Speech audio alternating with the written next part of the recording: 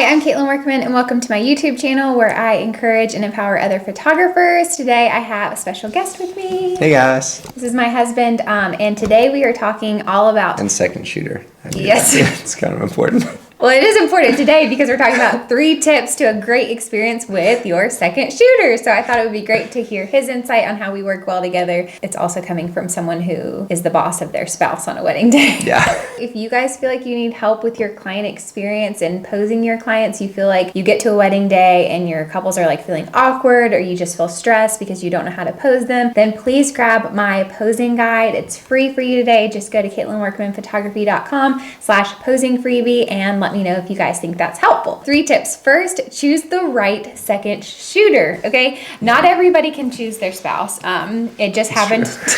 Not everybody's the best. Yeah. It just happened to work out really well for us. But I think when choosing the right second shooter, I'll let you explain what you think, but I would say make sure that you choose someone that you feel comfortable leading and communicating well with. I think that's one reason why we work so well together, is because it's really easy for him to like read my cues most of the time. Or do sign language during weddings. Yes, exactly. But just finding someone that you communicate really well with, and obviously somebody that you feel really comfortable with. If it's somebody that you feel like your personalities are like clashing, then obviously like that's going to come across like your clients are going to notice that, and your clients are going to like feed off of that too. Yeah. So make sure it's somebody that you communicate well with and feel comfortable with. Yeah, I think that the easy thing to do is just go with somebody that has really good photography skills. And sometimes other photographers will use like other lead photographers to second shoot for them. And even though they have like, they may have an amazing resume with like what they've done with photography and know, you know, a lot of how their camera works and can shoot and take really good pictures. But all of that stuff you can kind of develop and teach if somebody has a basic understanding of how to take pictures well. But like Katelyn said, the important thing is that you work well together. I think that it's really important to remember that that person is representing you. They're representing your brand.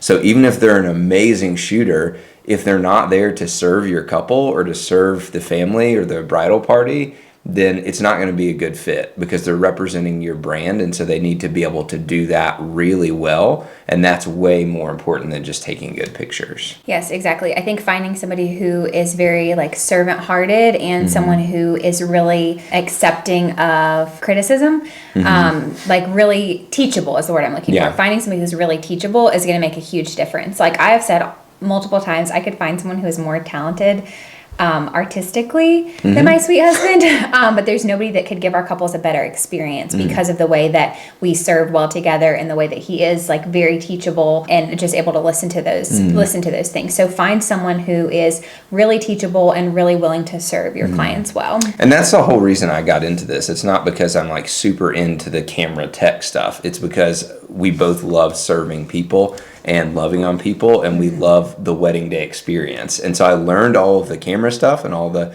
you know, important technical stuff that we need to do on a wedding day, but it all started with us wanting to serve people together. Yeah, exactly. So those are some tips for like finding the right second shooter.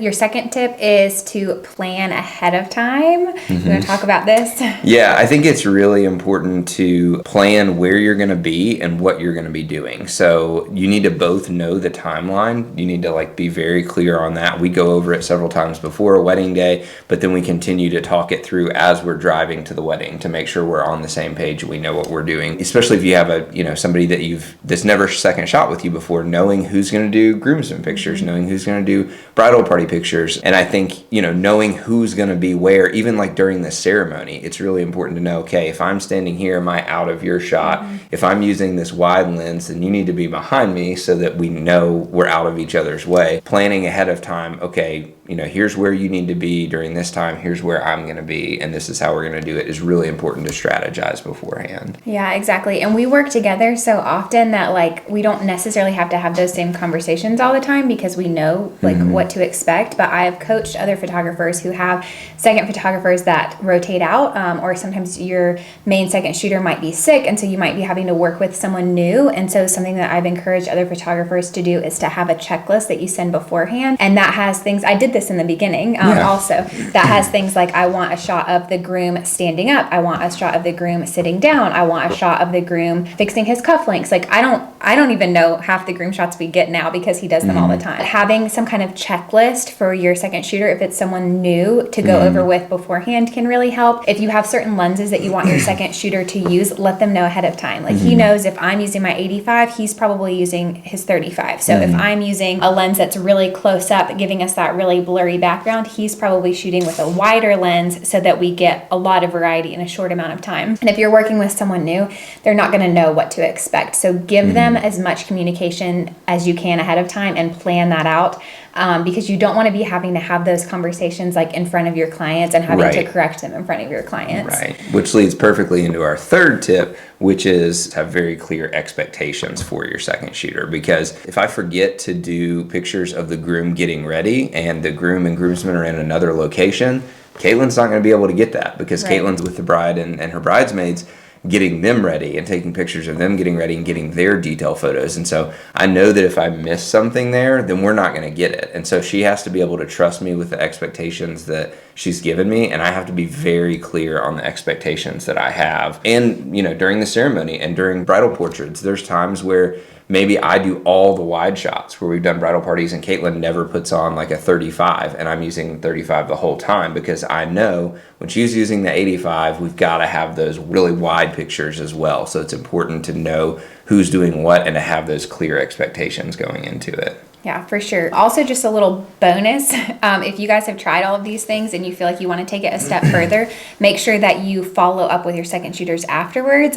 We don't always do a great job of this because we work together so often and we can just kind of talk as the day's going. But especially if you're working with someone new, make sure that you send them feedback. You can send them feedback when you send the gallery and say, like, these are things you did really well. These are some things that I would improve on. And that way that you're continuing to grow that relationship and you can work together even better next time. And you can encourage them to do that too. If they want to kind of give you, here's what I loved about working with you, here's some things that, you know, maybe we could do differently next time or something. If they're going to continue to work with you, it would be really good for you to know each other's expectations because it's going to be a learning process, but it's a good learning process if you're both really clear on what you expect from one another to really get what you need out of a wedding day. Yes, exactly. So if you guys have any questions about this, please let me know. If you guys need another resource for communicating with your second shooter, I would definitely encourage you to use HoneyBook. You can use my link in the description to get 50% off. And that's a great tool for like sending questionnaires over to your second shooter and just communicating back and forth and keeping up with all of that. So I hope that you guys found that helpful. Make sure that you subscribe and comment below if you guys have any questions. Bye, guys. Thanks. See you next time.